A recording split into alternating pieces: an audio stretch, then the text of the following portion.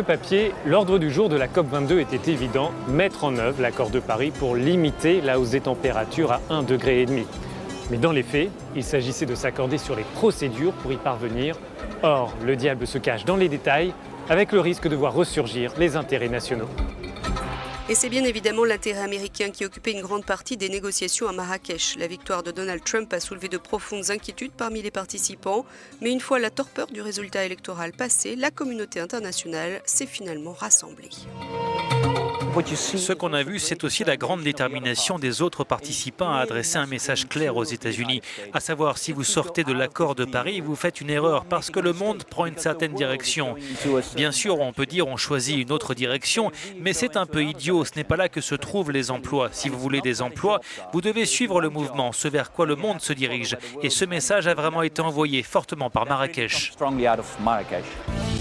La crainte pour les ONG était de voir la pression retomber après la ratification express de l'accord de Paris en moins d'1 an. De nombreuses voix s'interrogeaient sur le contenu de cette rencontre de Marrakech. Cette COP22 a permis de lever certaines interrogations.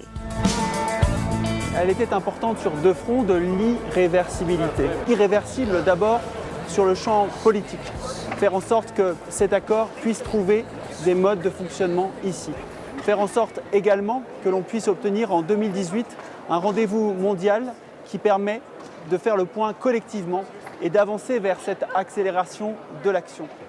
Également, on va dire une irréversibilité dans l'ensemble des messages politiques qui ont été adressés ici par les chefs d'État, les chefs de gouvernement pour dire que finalement ces pays étaient prêts à tenir leurs engagements.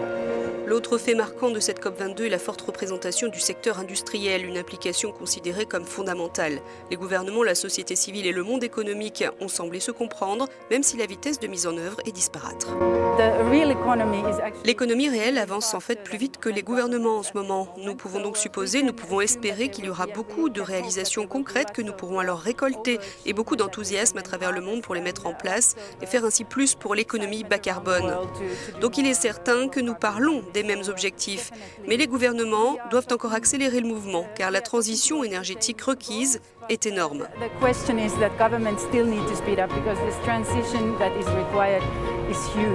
Marrakech a donc envoyé les signaux positifs très attendus après l'espoir né avec l'accord de Paris, mais pour les défenseurs du climat, le combat doit se poursuivre.